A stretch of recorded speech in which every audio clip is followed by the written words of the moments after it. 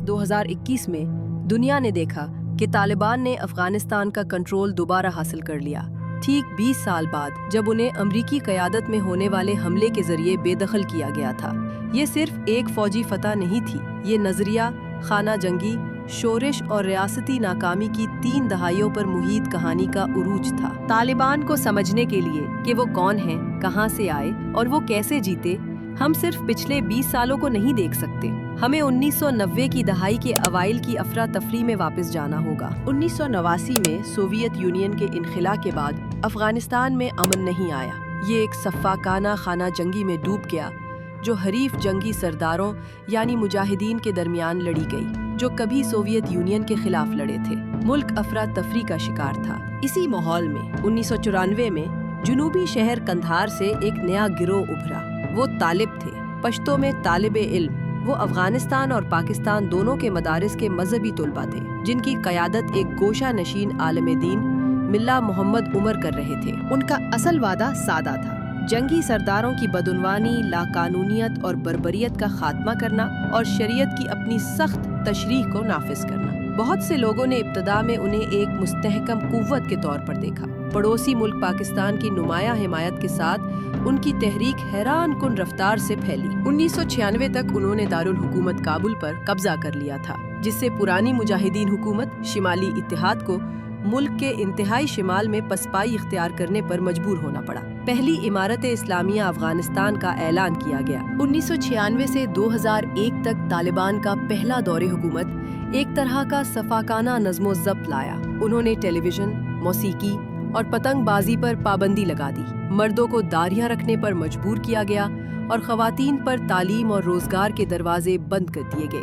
وہ مرد سرپرست کے بغیر گھر سے نہیں نکل سکتی تھیں، لیکن ان کا سب سے قسمت ساز فیصلہ بین الاقوامی سطح پر تھا۔ طالبان نے اسامہ بن لادن اور اس کے القاعدہ نیٹ ورک کو پناہ فراہم کی۔ 11 ستمبر 2001 کے حملوں کے بعد امریکہ نے طالبان سے بن لادن کو حوالے کرنے کا مطالبہ کیا۔ ملا عمر نے انکار کر دیا۔ اس انکار نے ان کے زوال کی بنیاد رکھی۔ اکتوبر 2001 میں ایک امریکی زیر قیادت اتحاد نے شمالی اتحاد کی حمایت کرتے ہوئے افغانستان پر حملہ کر دیا۔ 2 ماہ کے اندر طالبان کی حکومت ختم ہو چکی تھی۔ یہ ایسا لگا کہ طالبان غائب ہو گئے ہیں۔ ان کے رہنما افغانستان کے دور دراز علاقوں یا سرحد پار پاکستان فرار ہو گئے، لیکن وہ غائب نہیں ہوئے۔ انہوں نے پسپائی اختیار کی اور دوبارہ منظم ہوئے۔ جبکہ کابل میں امریکہ کی حمایت یافتہ نئی اسلامی جمہوریہ افغانستان تشکیل دی جا رہی تھی، طالبان نے 2003 کے آس پاس اپنی طویل شورش شروع کی۔ انہوں نے نئی حکومت کی 2 اہم کمزوریوں کا فائدہ اٹھایا: بدعنوانی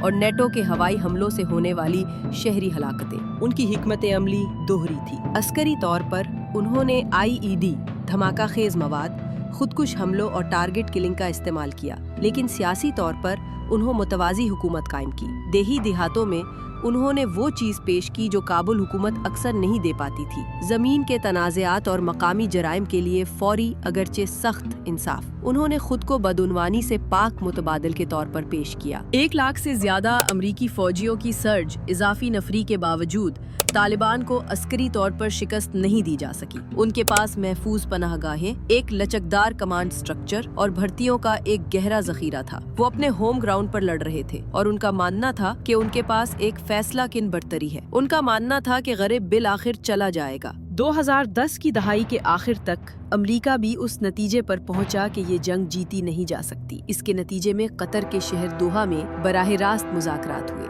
یہ طالبان کی سب سے بڑی سیاسی فتح تھی۔ اس نے انہیں ایک متوازی حکومت کے طور پر قانونی حیثیت دی اور کابل میں افغان حکومت کو بائی پاس کر دیا، جسے وہ تسلیم کرنے سے انکاری تھے۔